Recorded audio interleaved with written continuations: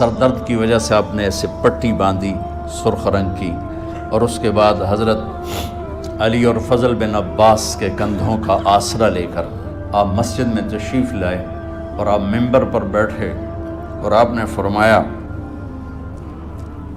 لوگوں میرے جانے کا وقت آ چکا ہے، میں نے کسی پر زیادتی کی ہو، کسی کو تھپڑ مارا ہو، کسی کو چھڑی ماری ہو، کسی کا حق دبایا ہو، تو میں اپنی جان کے ساتھ مال کے ساتھ حاضر ہوں، مجھ سے یہیں بدلہ لے لو، آخرت میں میرے خلاف کوئی دعویٰ نہ کرنا، میں آخرت کے حساب کو برداشت نہیں کر سکتا۔ جن کے طفیل لوگوں کا حساب معاف ہوگا، جن کی طفیل، جن کی شفاعت پر لوگ بے حساب جنت میں جائیں گے، وہ روتے ہوئے فرما رہے ہیں کہ میں آخرت کے حساب کو نہیں دے سکتا۔ تو سارے صحابہ رونے لگے، لیکن آپ اپنی بات کو دہراتے رہے، کوئی بھی نہیں اٹھا۔ تو آپ نے ظہر کی نماز پڑھائی، ظہر کے بعد پھر ممبر پر آئے اور فرمایا کہ لوگو یہیں مجھ سے حساب کتاب کر لو، آگے نہ کرنا، بتاؤ میں نے کسی کا کوئی حق دینا۔ ایک صحابی کھڑے ہو، یا رسول اللہ آپ نے میرے 3 روپے دینے ہیں، 3 درہم۔ تو آپ نے فرمایا دینے ہوں گے ضرور، پر مجھے یاد نہیں، بتاؤ کہ کس طرح دینے ہیں؟ کہ یا رسول اللہ آپ کے پاس سائل آیا تھا، آپ سے مانگا، آپ کے پاس تھے نہیں، تو آپ نے مجھ سے کہا تیرے پاس کچھ ہیں؟ تو میرے پاس 3 درہم تھے، تو آپ نے فرمایا تو دے دے، میں بعد میں ادا کر دوں گا۔ تو ہاں یاد آ گیا، میرے نبی کے گھر میں تو تیل نہیں تھا ایک چھٹانگ جس سے چراغ جلتا، پیسہ کہاں سے آتا؟ تو آپ کے سامنے آپ کے کزن فضل بن عباس کھڑے تھے، آپ نے فرمایا فضل میرا قرضہ ذمہ لیتے ہو؟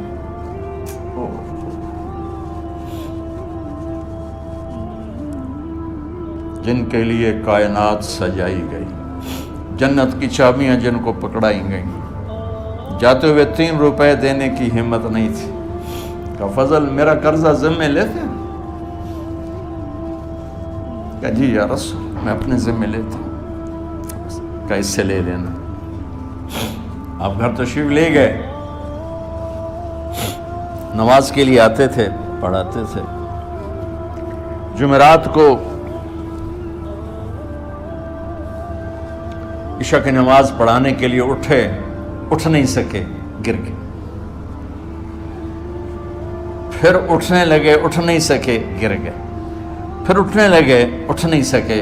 تو آپ نے فرمایا ابو بکر سے کہو نماز پڑھائے، عشاء کی نماز۔ ابو بکر ذرا پیچھے کھڑے تھے، عمر آگے کھڑے تھے، تو لوگوں نے کہا نماز ہی پڑھاؤنی، کوئی پڑھا دے، تو انہیں حضرت عمر کو آگے کیا، انہوں نے کہا اللہ اکبر۔ جب حضرت عمر کی تکبیر سنی تو آپ نے اندر سے زور سے فرمایا عمر کو پیچھے کرو، ابو بکر کو آگے کرو، میرے رب کا فرمان ہے میرے مصلی پر ابو بکر کے سوا اور کوئی کھڑا نہیں ہو سکتا۔ جمعرات کی عشاء، جمعہ ہفتہ اتوار کی 15 نمازیں اور پیر کی فجر کی 16 اور جمعرات والی 17 نمازیں ابو بکر نے پڑھائیں میرے نبی کی موجودگی میں۔ ہفتے کے دن ظہر یا عصر میں آپ علی اور فضل بن عباس کے کندھوں پر ہاتھ رکھ کے مسجد میں داخل ہوئے اور ابو بکر نماز پڑھا رہے تھے۔ ادھر محسوس ہوا کہ اللہ کے نبی آ رہے ہیں، تو ابو بکر نے یوں پیچھے ہٹنا شروع کیا ایسے تاکہ مصلی سے ہٹ جائیں، تو آپ نے ایسے ہاتھ کا اشارہ فرمایا کہ کھڑے رہو، ہٹو نہیں، کھڑے رہو۔ تو وہ پھر آگے مصلی پر آ گئے، تو آپ تشریف لائے اور الٹے ہاتھ ابو بکر کے ساتھ بیٹھ کر آپ نے ظہر یا عصر کی 4 رکعت نماز ابو بکر کی امامت میں ادا فرمائی۔ یہ آپ کی آخری نماز تھی مسجد کے اندر امت کے ساتھ، اور تشریف لے کے جمعہ کا دن تھا، جبریل آئے، یا رسول اللہ مجھے اللہ نے بھیجا ہے کہ جاؤ میرے محبوب کا حال پوچھ کے آؤ۔ اللہ تو آپ درد اور بخار دونوں چیزیں تھیں، سر کا درد بھی ہیوی ویٹ تھا اور بخار بھی، تپش۔ تو آپ نے کہا جبریل تکلیف ہے، تکلیف میں ہفتے کا دن پھر جبریل آئے، یا رسول اللہ مجھے اللہ نے بھیجا ہے کہ جاؤ میرے محبوب کا حال پوچھ کے آؤ۔ پھر آپ نے فرمایا تکلیف میں۔ اتوار کو پھر جبریل آئے، یا رسول اللہ نے بھیجا ہے کہ جاؤ میرے محبوب کا حال پوچھ کے آؤ۔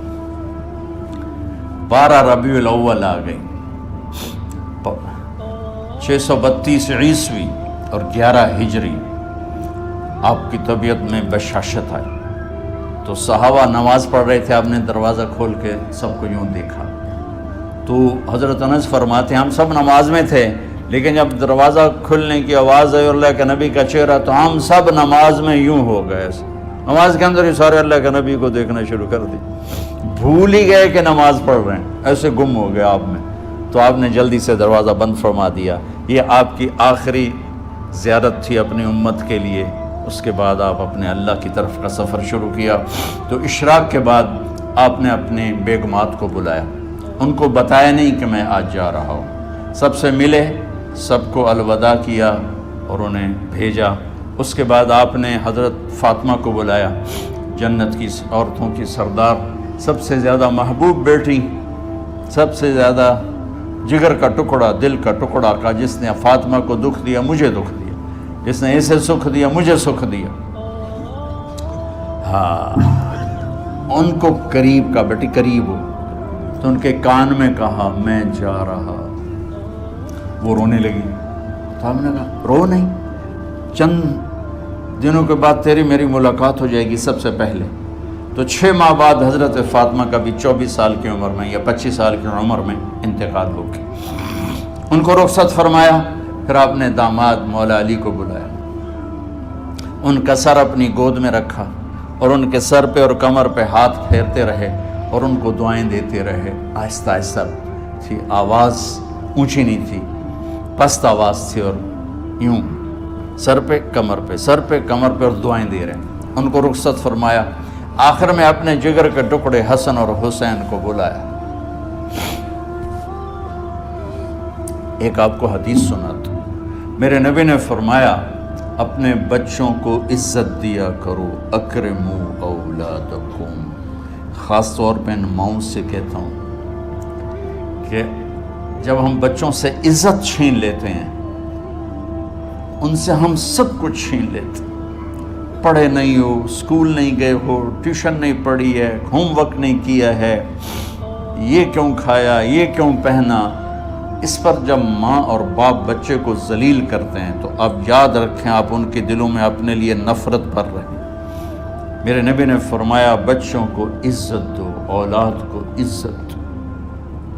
وہ عزت تمہیں واپس کریں گے جب تمہیں ضرورت ہوگی، جب تم ان کے محتاج بنو گے تو پھر وہ عزت تمہیں واپس ملے گی۔ اگر ڈانٹ ڈپٹ تربیت کے نام پر کچھ نہیں ملے گا۔